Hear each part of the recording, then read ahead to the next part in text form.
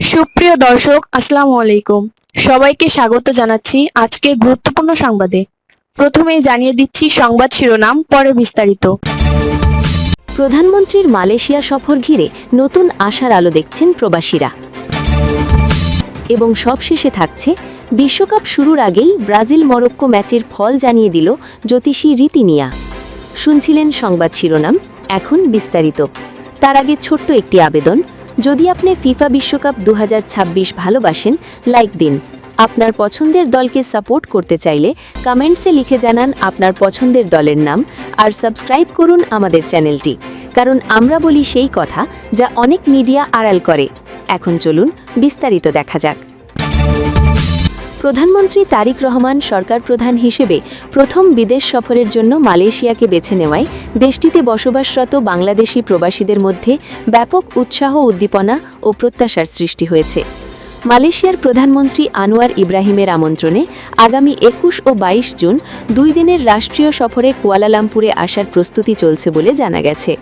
এই সফরকে কেন্দ্র করে সামাজিক যোগাযোগ মাধ্যম থেকে শুরু করে প্রবাসী কমিউনিটির বিভিন্ন পরিসরে ব্যাপক আলোচনা চলছে।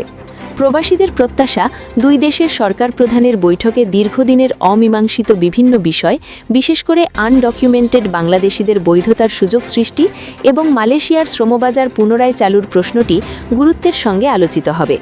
একই সঙ্গে সফরের মাধ্যমে বাংলাদেশ ও মালয়েশিয়ার দ্বিপাক্ষিক সম্পর্ক আরও শক্তিশালী হবে বলেও মনে করছেন তারা।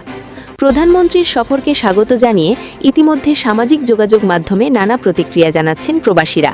অনেকেই আশা প্রকাশ করেছেন, এই সফরের মধ্য দিয়ে মালয়েশিয়ায় কর্মরত বাংলাদেশিদের বিভিন্ন সমস্যা ও জটিলতার সমাধানে কার্যকর উদ্যোগ নেওয়া হবে। মালয়েশিয়া যুবদলের সভাপতি জসিমউদ্দিন বলেন, সরকার প্রধানের এই সফর শুধু কূটনৈতিক সম্পর্কের ক্ষেত্রেই নয়, প্রবাসীদের স্বার্থ সংশ্লিষ্ট বিষয়গুলো সমাধানের ক্ষেত্রেও গুরুত্বপূর্ণ ভূমিকা রাখবে। আমরা আশা করছি, মালয়েশিয়ায় বাংলাদেশের শ্রমবাজারের স্থিতিশীলতা ও সম্প্রসারণের ব্যাপারেও ইতিবাচক অগ্রগতি হবে। মালয়েশিয়া প্রবাসীরা অধীর আগ্রহে প্রধানমন্ত্রীর সফরের অপেক্ষায় দিন গুনছেন। মালয়েশিয়া প্রবাসী কমিউনিটি নেতা ও এনসিপি ডায়াসপোরা অ্যালায়েন্সের আহ্বায়ক ইঞ্জিনিয়ার এনামুল হক বলেন, আমাদের রাষ্ট্রপ্রধানের এই সফরের মাধ্যমে দীর্ঘদিন ধরে অমীমাংসিত থাকা বিভিন্ন গুরুত্বপূর্ণ বিষয়ে অগ্রগতি হবে, এটাই আমাদের প্রত্যাশা।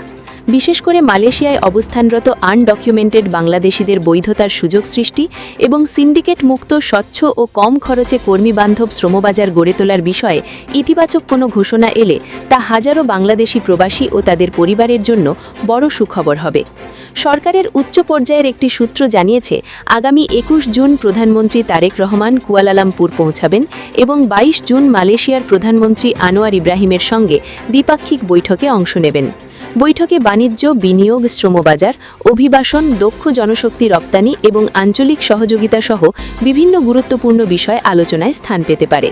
কুয়ালালামপুরস্থ বাংলাদেশ হাই কমিশনের একটি সূত্র জানিয়েছে, মালয়েশিয়া সরকার ইতিমধ্যে আনুষ্ঠানিকভাবে প্রধানমন্ত্রীর সফরের বিষয়টি নিশ্চিত করেছে। সফরের দ্বিতীয় দিনে দুই দেশের শীর্ষ নেতার মধ্যে আনুষ্ঠানিক বৈঠক আয়োজনের প্রস্তুতি চলছে।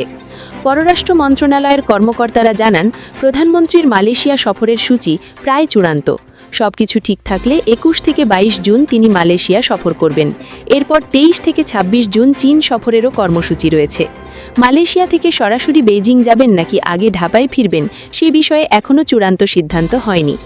সংশ্লিষ্ট সূত্রগুলো বলছে, এবারের সফরের অন্যতম প্রধান আলোচ্য বিষয় হতে পারে অভিবাসন ও জনশক্তি রপ্তানি। প্রায় 2 বছর ধরে বন্ধ থাকা মালয়েশিয়ার শ্রমবাজার পুনরায় চালুর বিষয়ে ইতিবাচক ঘোষণা আসার সম্ভাবনা রয়েছে। এ কারণে সফরটি প্রবাসীদের কাছে বিশেষ গুরুত্ব বহন করছে। প্রবাসী কল্যাণ ও বৈদেশিক কর্মসংস্থান ও পররাষ্ট্র মন্ত্রণালয়ের কর্মকর্তারা মনে করেন, রাষ্ট্রপ্রধানদের সফর সাধারণত বড় কোনো কৌশলগত বা অর্থনৈতিক লক্ষ্যকে সামনে রেখেই অনুষ্ঠিত হয়। সে বিবেচনায় মালয়েশিয়ার শ্রমবাজার পুনরায় চালুর বিষয়টি সফরের অন্যতম গুরুত্বপূর্ণ প্রেক্ষাপট হতে পারে। সম্প্রতি প্রবাসী কল্যাণ ও বৈদেশিক কর্মসংস্থান মন্ত্রী আরিফুল হক চৌধুরী শ্রমবাজার খোলার বিষয়ে আশাবাদ ব্যক্ত করেছেন। মন্ত্রণালয়ে আয়োজিত এক সাংবাদিক সম্মেলনে তিনি বলেন, শ্রমবাজারটা খুলে যাবে। 10 থেকে 15 দিন কিংবা 1 মাসের মধ্যেই বিষয়টি পরিষ্কার হয়ে যাবে। প্রধানমন্ত্রীর সম্ভাব্য মালয়েশিয়া সফর সম্পর্কে মন্ত্রী জানান, এ বিষয়ে আলোচনা চলছে। নতুন কোনো সমঝোতা স্মারক বা চুক্তি স্বাক্ষরের বিষয়ে এখনও চূড়ান্ত তথ্য না থাকলেও সংশ্লিষ্ট কার্যক্রম দ্রুত এগিয়ে যাচ্ছে।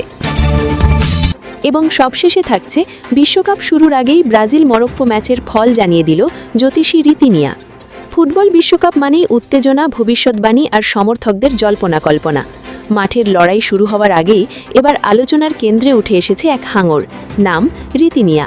2026 ফিফা বিশ্বকাপে ব্রাজিলের প্রথম ম্যাচে কে জিতবে তা নিয়ে ইতিমধ্যেই নিজের পছন্দ জানিয়ে দিয়েছে হাঙরটি।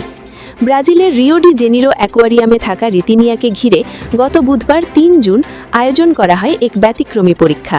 ব্রাজিল ও মরক্কো দুই দলের প্রতীক সম্বলিত খাবার সামনে রাখা হলে কোনো দ্বিধা ছাড়াই ব্রাজিলের প্রতীকটি বেছে নেয় হাঙরটি। আর এতেই শুরু হয় নতুন আলোচনা।